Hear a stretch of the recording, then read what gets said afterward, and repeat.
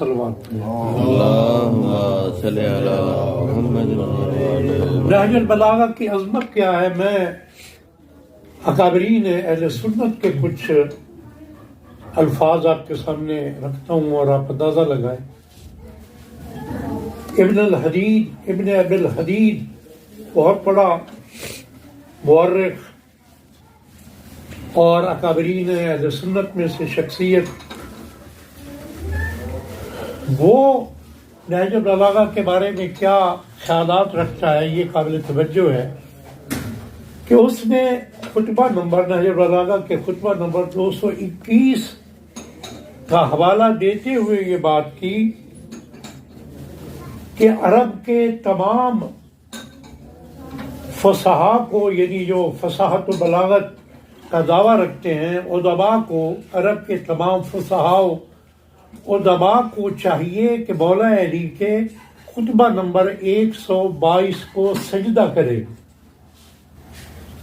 یعنی اس کی نظر میں یہ اتنا عالی مقام خطبہ ہے، پوری نہج البلاغہ کی بات نہیں کر رہا، صرف ایک خطبہ نمبر 122 اس کے بارے میں وہ کہہ رہا ہے کہ یہ خطبہ اتنا اہم ہے کہ تمام فصحاء مبلغین کو اور ابلاغ کرنے والوں کو اس خطبے کا سجدہ کرنا چاہیے، یعنی اتنا اس کا بڑا مقام ہے۔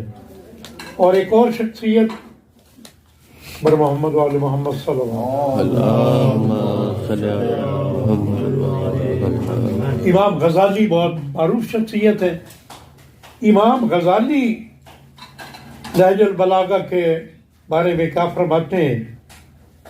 وہ کہہ رہے ہیں کہ اگر تم چاہتے ہو، مسلمانوں سے مخاطب ہو کے یہ کہہ رہے ہیں کہ اگر تم چاہتے ہو کہ علم و ادب اور تحریر میں سب سے برتر و بلند مقام آپ کو حاصل ہو جائے، اگر تم چاہتے ہو کہ تحریر و تقریر اور ادب میں تمہیں سب سے بلند مقام حاصل ہو جائے تو کیا کریں؟ قرآن مجید کو حفظ کر لے اور نہج البلاغہ کو حفظ کر لے۔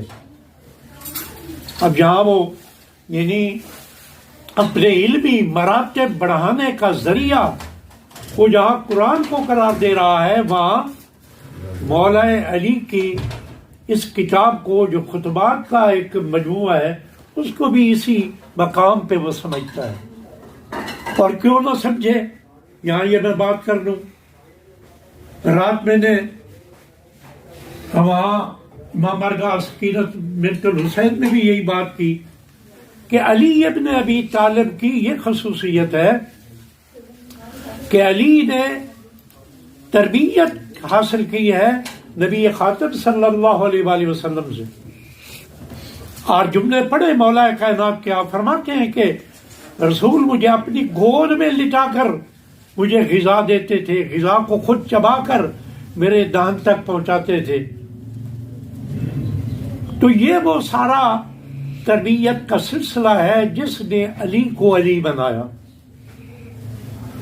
تو یہ امام غزالی یعنی اس نقطہ نظر کے ہیں۔ ایک دفعہ غوث بلند صلوات پڑھیں۔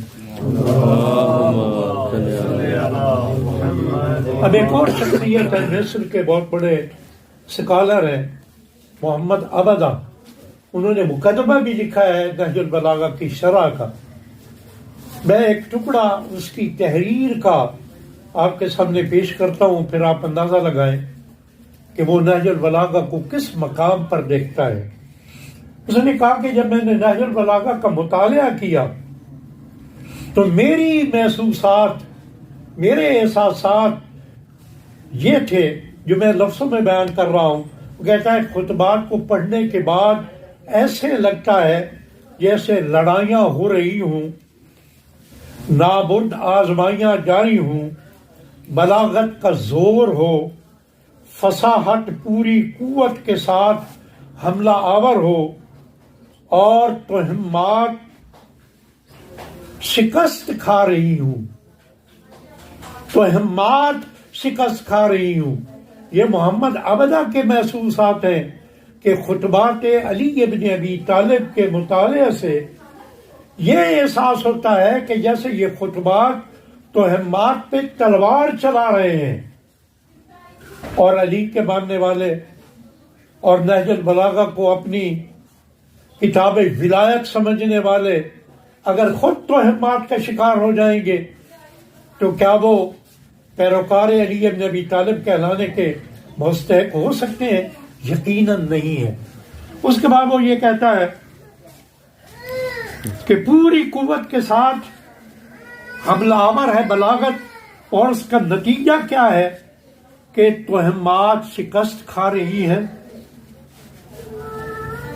شکوہ و شبہات دور ہو رہے ہیں،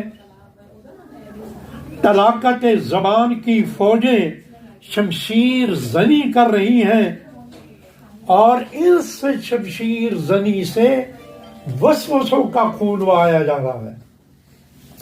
اور پھر آخر میں یہ کہتا ہے کہ پھر جب تمام خطبات کو پڑھ لیا جائے تو ایسے لگتا ہے کہ اس جنگ کو علی ابن ابی طالب نے جیت لیا ہے، یعنی خطبات کے ذریعے، کلام کسار کے ذریعے علی ابن ابی طالب نے توہمات کا خاتمہ کر دیا، دین کے بارے میں شکوک و شبہات کا خاتمہ کر دیا، اور کھل کے اسلام کے احکامات کو، اسلام کے پیغام کو ہمارے سامنے رکھ دیا۔